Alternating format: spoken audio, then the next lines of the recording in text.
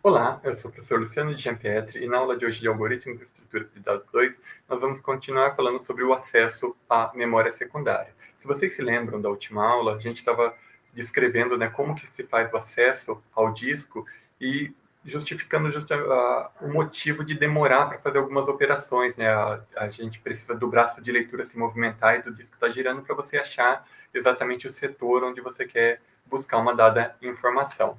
Então, justamente nesse contexto, a gente vai discutir, né, como que a gente calcula esse tempo, a gente estima o tempo de acesso, porque a gente sabe que é muito mais caro, né, o acesso a disco do que o acesso à memória principal, e a gente precisa saber calcular, ou saber estimar, para justamente poder fazer códigos mais eficientes que minimizem esse acesso, esse custo de acesso.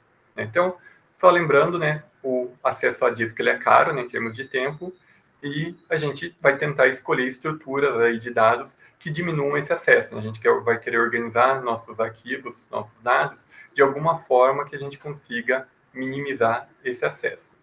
E a gente vai ter que, né, fazer algumas aproximações na hora de estimar, né, que a gente teve no final da aula passada, que um arquivo ele pode estar, por exemplo, numa única trilha, mas ele pode estar espalhado entre trilhas. Né? Então, a forma de organizar os arquivos para depois acessá-los influencia bastante no custo que a gente vai ter, no tempo que a gente vai gastar para estar lendo um arquivo. Então, a gente vai justamente discutir diferentes formas de fazer isso, em particular o objetivo da próxima aula vai ser começar a discutir uma dessas formas, mas aqui a gente vai justamente entender, né, esses custos para justamente depois a gente poder discutir nas próximas aulas que abordagem tem um custo maior ou menor.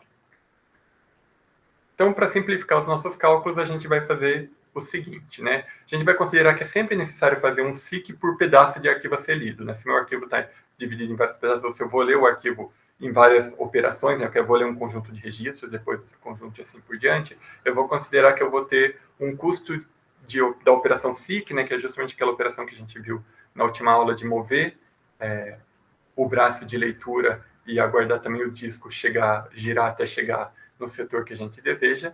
Então, a gente vai considerar que a gente vai precisar de um SIC por pedaço, e a gente vai considerar também que a gente não precisa ler o arquivo inteiro de cada vez. Né? Se eu preciso de um pedaço só, se esse pedaço obviamente for o começo, vai ser esse custo de chegar no começo. Se não for no começo, né, se eu quero um registro arbitrário dentro do arquivo, daí vai depender da forma que eu estou organizando para eu saber quantos SICs eu preciso fazer até chegar nesse pedaço. E a gente também vai assumir, por simplificação, que não tem que o custo dos outros processos não estão envolvidos. Né? A gente no computador tem várias coisas rodando de cada vez, a gente vai assumir que existem sim outros processos sendo executados, então quando eu for pedir para ler, por exemplo, o segundo pedaço do arquivo, eu não sei se o braço de leitura está no mesmo lugar que estava quando eu li o primeiro pedaço. Então, né, se eu estivesse lendo pedaços sequenciais, se ninguém mais estivesse usando o disco, eu poderia assumir que o braço ficou no mesmo lugar, então não vou ter que deslocar o braço de novo. Porém, a gente sabe que no computador tem sempre várias coisas acontecendo em paralelo, e inclusive várias usam o disco, então a gente não vai poder assumir que o braço está no lugar certo. Né? A gente não vai poder fazer isso, a gente vai assumir que realmente se eu li um pedaço, depois eu tenho que ler o próximo pedaço, eu vou ter um custo de SIC novamente. A gente vai criar aqui justamente o que a gente vai chamar de tempo de acesso total, que vai ser o número de acessos, né, o número de SICs que eu vou precisar fazer para cada tipo de operação e usando cada estrutura ou organização que a gente vai aprender a partir das próximas aulas, vezes o tempo de um acesso. Né? E o tempo de um acesso a gente não precisa ter ele exatamente em milissegundos, etc. Realmente pode ficar como uma variável aqui dentro da nossa especificação de custo. Mas para isso a gente precisa aprender alguns conceitos, né? O primeiro deles é paginação, né? O disco ele é grande e o acesso é lento. A gente ficar fazendo um monte de leituras muito pequenas, né, de poucos bytes de cada vez, tornaria todos os programas inviáveis, porque justamente como eu comentei, a cada pedaço a gente vai considerar que a gente está fazendo um SIC, então ler pouca informação de cada vez levaria a um custo muito grande. Então, cada vez que a gente faz um SIC e vai ler um pedaço, a gente vai ler um pedaço maior, né? Não vai ler simplesmente alguns bytes. Né? A nossa solução vai ser justamente ler um pedaço relativamente grande de disco a cada vez que a gente, né, precisa ler uma informação, eu não pego só aquela informação. Pega um pouquinho mais, a gente depois vai ver que vantagens isso traz para a gente, mas o que a gente vai fazer é justamente ler um pedaço maior e colocar na memória principal, e a gente processa, né? Se eu, por exemplo, estou lendo um arquivo que tem vários registros, eu quero ler o primeiro registro, eu pego um conjunto de bytes que provavelmente vai ter vários registros, jogo na memória principal, leio o primeiro e daí eu continuo rodando meu código. Se ele precisar ler o segundo, provavelmente o segundo já está na memória principal de novo. Até que em algum momento eu vou ter que ler alguém que não esteja na memória principal e daí eu vou precisar fazer um novo seek e pegar mais um conjunto de dados aí e levar para a memória principal. Lembrando que o endereçamento mínimo, né, do disco é setor, né, a gente falou sobre isso, né, então a gente pega no mínimo ali, quando a gente está endereçando, quando a gente fala que quer pegar um pedaço do disco, a gente passa realmente o endereço de um setor, mas a gente vai pegar, né, cada vez que a gente for fazer a leitura de um setor, a gente vai pegar vários setores, né, a gente vai pegar esse nosso pedaço, ele vai ter setores, e a gente vai chamar de página. Então a gente vai acessar o disco, pegar o equivalente a um conjunto de setores e criar aí uma página na memória. E justamente a gente vai armazenar isso dentro de uma coisa que a gente chama de moldura de página, né? A nossa memória principal vai ter essas molduras de páginas nas quais a gente vai jogar esses pedaços, né? Então eu vou ler um pedaço maior do disco do que a princípio eu precisaria e jogo na memória no que a gente chama de moldura de página. Já vou ter um gráfico que mostra, né, esses conceitos, daí fica um pouquinho mais fácil de entender. Um outro conceito é memória virtual, né, que o nosso programa ele não precisa, de fato, saber quanto de memória tem disponível ou está endereçando diretamente a memória RAM. Quem gerencia isso para a gente é o sistema operacional e como que ele faz isso, né? A gente pode ser que algo que a gente precise, né, já esteja em memória principal, e daí o sistema operacional entrega isso para o nosso programa, mas se não tiver, ele sabe que precisa carregar, e daí ele vai lá e acessa o disco e joga numa moldura de página, e daí sim isso vai estar em memória principal, e daí ele pode devolver isso para o nosso programa.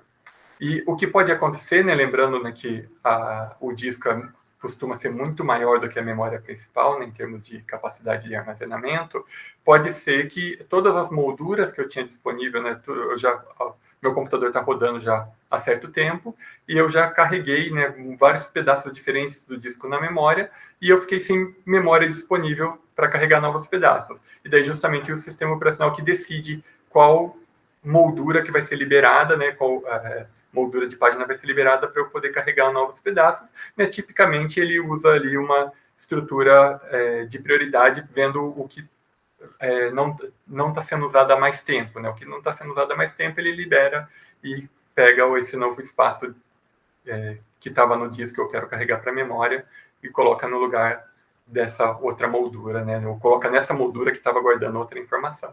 E o sistema operacional que faz esse controle, então, né? Do que está na memória principal e a que partes do disco isso corresponde, para sempre que algum programa pedir para acessar algo, ele primeiro já sabe se está na memória principal ou não. Se tiver, ele já entrega para o programa. Por outro lado, se não tiver, ele que faz esse gerenciamento de capturar essa informação e colocar numa moldura de página. Do ponto de vista do nosso programa, né, o programa ele pode acreditar que ele está endereçando todo o disco como se tivesse tudo na memória principal, né? É isso que a gente chama de memória virtual. Do ponto de vista do programa, ele não precisa se preocupar se algo de fato está no disco ou já está na memória principal. Ele, né, pede para acessar, né, um arquivo, por exemplo, e que pode estar ocupando grande parte do disco, mas simplesmente o fato de eu criar, né, um objeto, uma variável do tipo arquivo no meu programa, não implica, né, se eu estiver abrindo para leitura, por exemplo, não implica que esse arquivo inteiro está na memória principal. É realmente o sistema operacional que vai gerenciar isso. Cada vez que eu peço um pedaço desse arquivo para fazer a leitura, por exemplo, é o sistema operacional que controla, né, se isso está indo para a memória principal, que partes estão indo para a memória principal para depois serem entregues para o nosso programa. Isso aqui a gente chama de memória virtual, né, porque do ponto de vista do programa ele não se preocupa com isso. Para o programa é como se o arquivo inteiro de fato tivesse na memória principal, no sentido de ele pode pedir qualquer pedaço do arquivo, mas não está, né, potencialmente não está, né, o sistema operacional quem está controlando que partes que estão na memória principal ou não. Então, a ideia que geral sobre isso, né, de uma forma bem simplificada, a gente tem aqui o disco com seus diferentes blocos, né, que são conjuntos de setores. A gente vai ter essas molduras de página que, de fato, né, vão estar lendo ou escrevendo esses blocos no disco, né, e só lembrando, né, o nosso programa pode, de fato, estar mudando, né, a gente vai ter carregado um arquivo para edição, pode estar modificando, e em algum momento isso volta para o disco, mas essa modificação pode ficar temporariamente na memória principal. Então a gente de fato vai ter as molduras de páginas, né, que vão ter recebido páginas do disco, mas eventualmente essas páginas foram editadas e vão ter que ser salvas de novo no disco, e de novo, né, o sistema operacional que faz essa interface para a gente. Ele obviamente precisa ter um mapeamento de memória, né, ele precisa mapear, né, o que da memória veio de que parte do disco, e do ponto de vista, né, da memória virtual, né, a gente poderia, né, teria, do ponto de vista do programa, né, a gente pode estar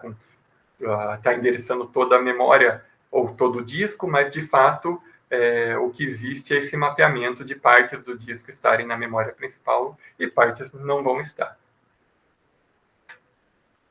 O que vai ser o nosso bloco, né? Eu já falei a palavra bloco em slides anteriores, mas eu não tinha definido ainda. O bloco vai ser a unidade de transferência de dados entre a memória principal e a memória secundária, né? Sempre que eu pedir alguma informação do disco, vai vir um bloco, né? Que é mais do que um setor, é um conjunto de setores, né?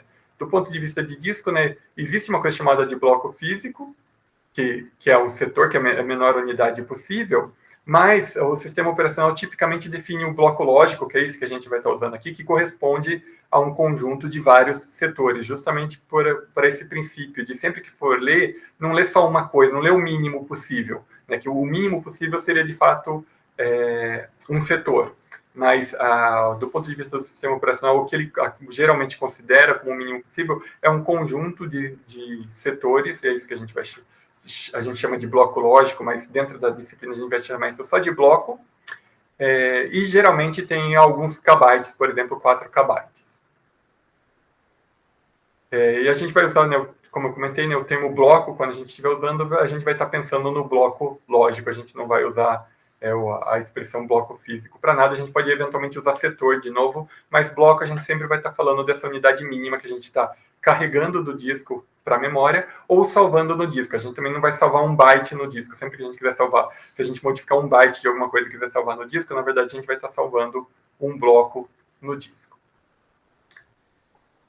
Existe, né, como a gente já comentou em outra aula, o cabeçalho do arquivo, né, que vai ter descrição do formato dos campos, os códigos utilizados, né, se a gente tiver separador de campos. Tipicamente, quando a gente está com um arquivo que trata registros, né, que tem um conjunto de registros, a gente pode, né, colocar um índice dentro do cabeçalho, ou um índice num lugar separado.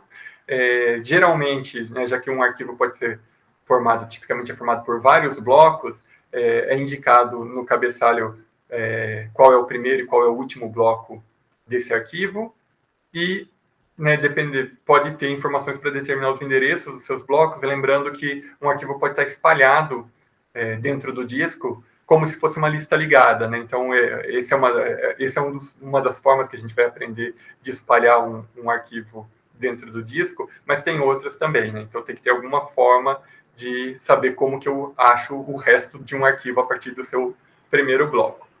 E quando a gente pede para abrir um arquivo, na verdade, o que a gente está fazendo é trazendo para a memória o cabeçalho desse arquivo, né? Que são os primeiros, tipicamente os primeiros, né? Mas são os blocos daquele arquivo que contém essas informações básicas, né? Porque a gente geralmente, quando pensa no arquivo, a gente pensa no conteúdo, né? Nos dados que a gente está vendo, por exemplo, no arquivo texto, mas o cabeçalho também faz parte do arquivo, que justamente vai determinar várias coisas que vão ser úteis, por exemplo, para o sistema operacional, para ele conseguir abrir o arquivo como um todo, recuperar todos os blocos desse arquivo. Como que a gente organiza, né, o nosso arquivo de dados? Tipicamente, a gente pensa, né, a forma de pensar, o jeito mais fácil da gente pensar nisso, é assumindo que cada registro é menor do que um bloco, né? Ou como está escrito aqui, nenhum registro é maior do que um bloco, para um registro não ficar quebrado entre blocos. Se a gente estiver tratando alguma aplicação específica que precisasse disso, seria possível, é claro, também ter registros maiores do que blocos, mas a gente vai assumir que cada registro é menor do que um bloco, ou seja, em um bloco cabe um registro ou mais de um registro. A gente vai usar isso nas próximas aulas, inclusive, para calcular, né, o nosso custo de acesso.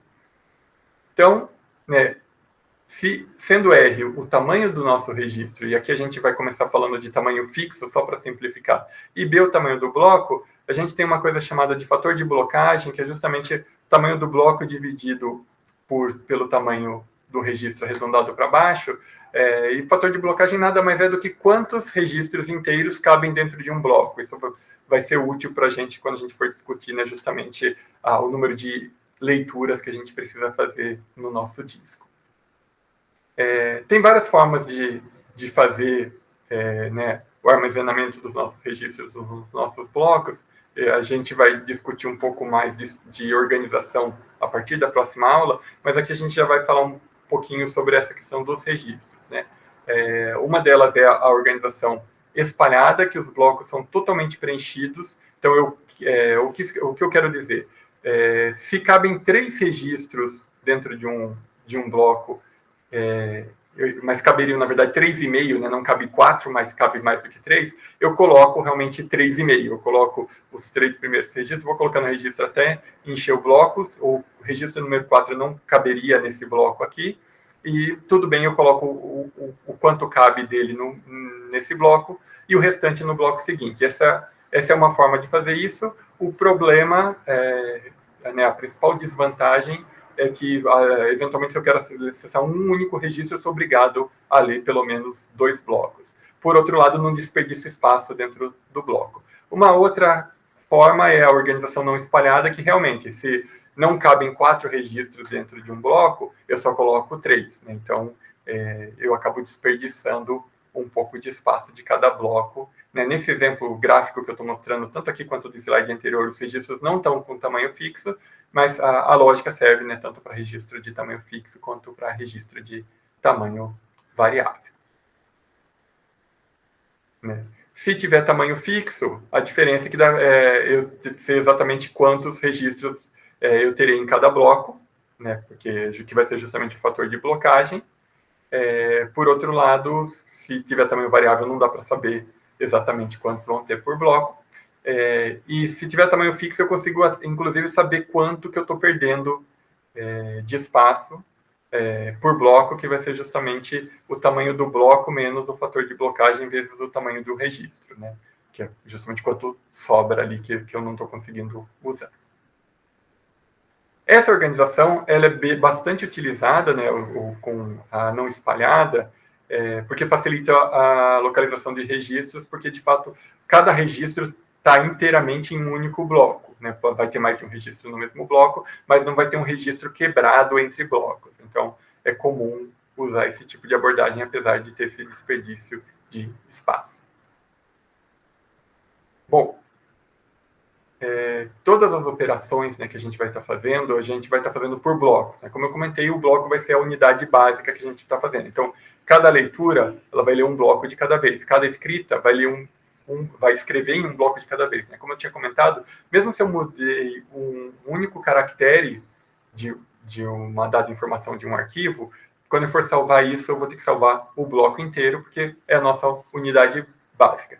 Quando eu for fazer uma busca, eu vou fazer a leitura de um bloco de cada vez para procurar o que eu estou querendo, e assim por diante.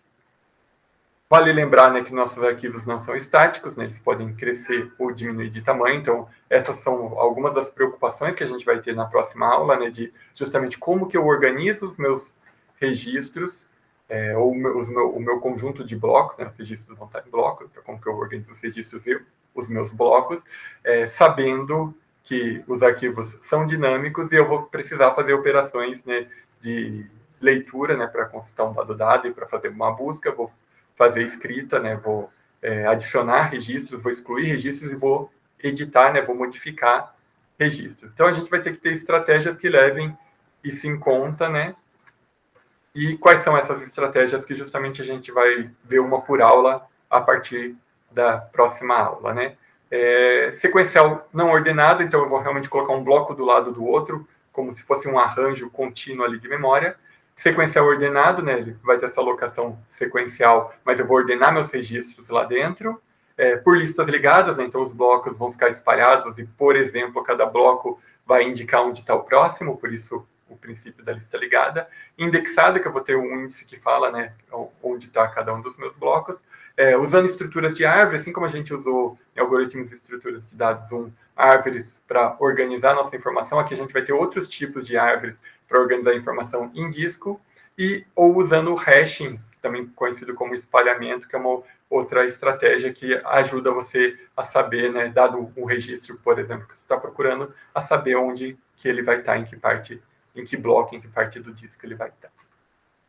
E, justamente para cada uma dessas estratégias, a gente vai discutir, né, a complexidade e o custo, né, o número de seeks que a gente vai fazer para localizar essa informação, né, que tem a ver com o custo que a gente vai ter, tanto para inserir novos registros, como para excluir registros, para modificar registros ou para buscar registros. Então, a gente se vê na próxima aula justamente discutindo cada uma dessas formas de alocação, né, uma por aula.